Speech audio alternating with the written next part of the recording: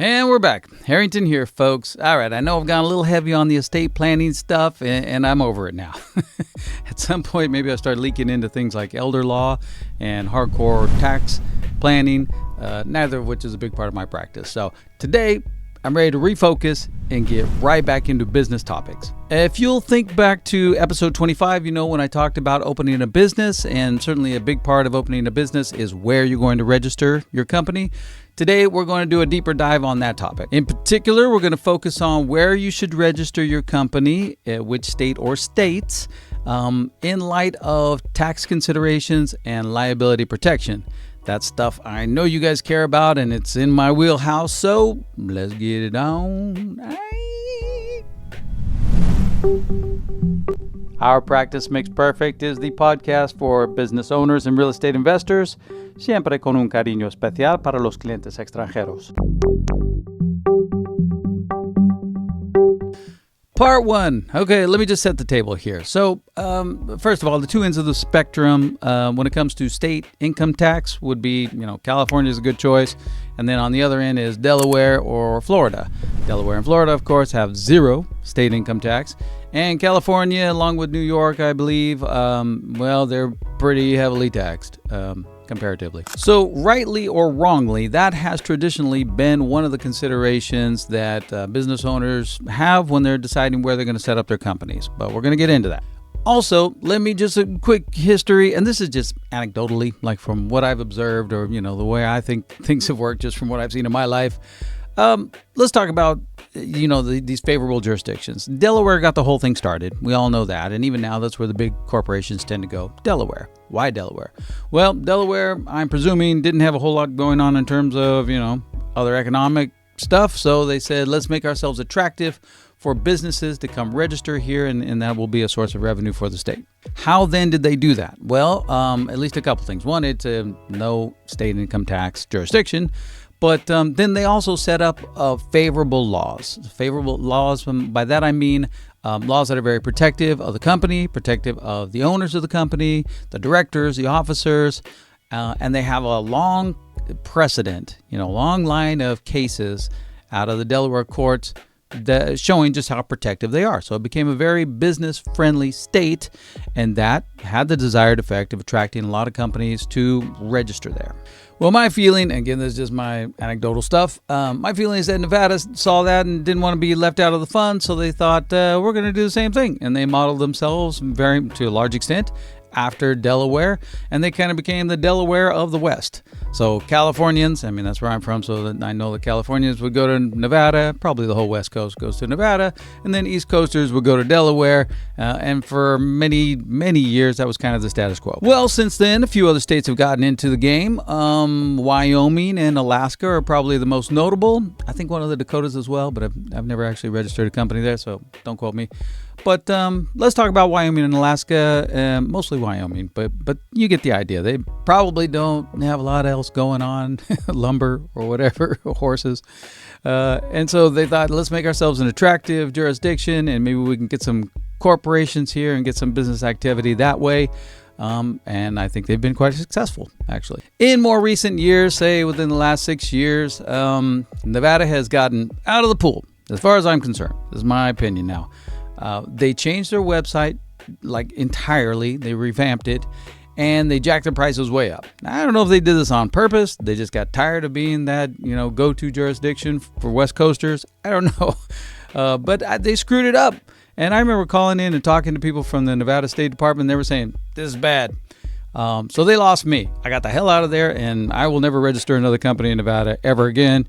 Just FYI. If you're still in Nevada, there are greener pastures. Today, just while we're on the topic, I tend to steer people towards Wyoming. I love Wyoming.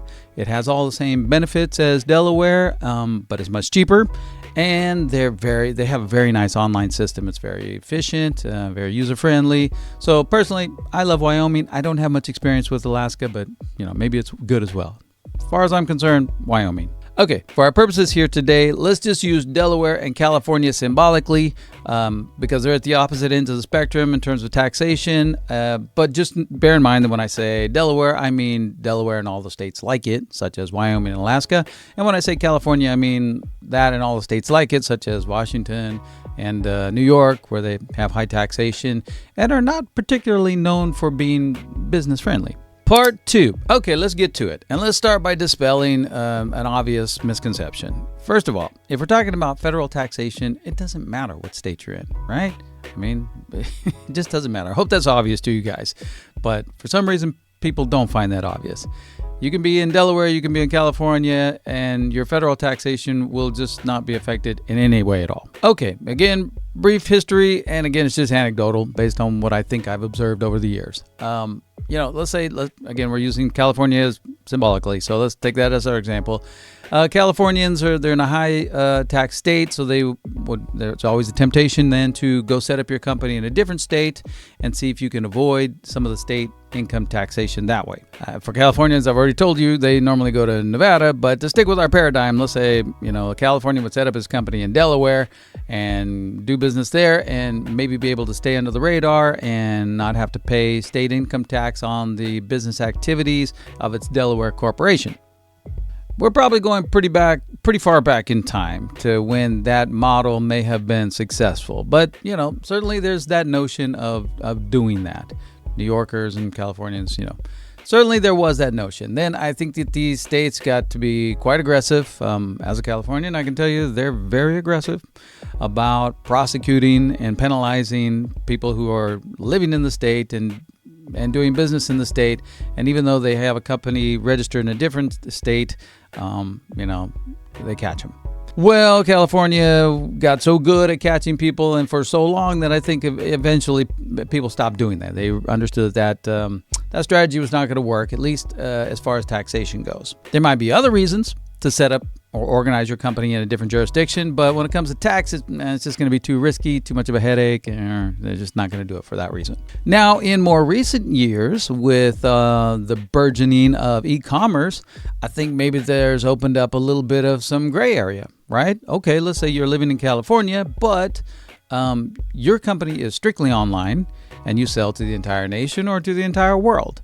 So now you're not availing yourself of the California market. It's not like you have a store in California. So does that then blur the lines? Can you maybe set up your company in a different jurisdiction, set up in Delaware, for example, and not have to pay the state income tax on your company's activities? Well, spoiler alert, California is keen to this technique, and so they look at other factors besides just whether you're selling to Californians and availing yourself of the California market in that way. They look at other things that they call a nexus, such as where you do the work. If you're working out of your home, well, that's your office, and your office then is in California. Where your employees work, same analysis. Where your inventory is. Things like that. So just because you're completely online doesn't mean that you can avoid California state taxation by setting up your company in Delaware, for example. Just be aware of that. Now, if you think you can stay off of the radar, in California it's called the franchise board, that's all you. I have nothing to do with that. But bear in mind that, if your company is set up for pass-through taxation, like it's an S-Corp or the default of an LLC, and all the company income rolls over onto your personal return, which you're going to file in the state of California, be aware that, you're still going to get taxed. That income's still going to get taxed by the state. In conclusion, for part 2, having to do with taxation, probably it's not going to be worth it. I mean, look, you may set up your company in Delaware and tax it as a C Corp so that it's completely separate from your personal filings. And, you might look for ways that you can, obviate the other factors that the state's going to look at for a nexus. Maybe. But kind of the conclusion that I reach at the end of this analysis is that if you're setting up in a different jurisdiction, it's probably not for tax savings because it's still going to be risky and it's going to be a hassle, and you may not save any money anyway. So that's probably not going to be a good reason to set up in one of these other jurisdictions. That then brings us to part 3, which is going to be maybe a little more fruitful of an analysis, because now we're talking about liability protection. And that is something that you can gain by going to Delaware or someplace that has Delaware-like characteristics. You guys may remember, if you're as old as I am, to the big Enron scandal or Anderson. Those are things that I studied when I was in law school. More recently, well, hell, the banking crisis started in 2008. You remember all that? Well, the danger is that directors usually will fill their pockets through misconduct with money that would belong to the shareholders or the investors, in the case of REITs, if it's a real estate investment trust. And then just get away with it because they have such a nice corporate shield, because they have these friendly laws that will protect them even against their own wrongdoing. Well, the more progressive states like California, New York, I mean, they don't like that. I don't think any of us likes it. But the more progressive states they've made it harder, I think, for directors and officers to get away with that sort of thing. Another way of referring to that is that they've made it easier to pierce the corporate veil.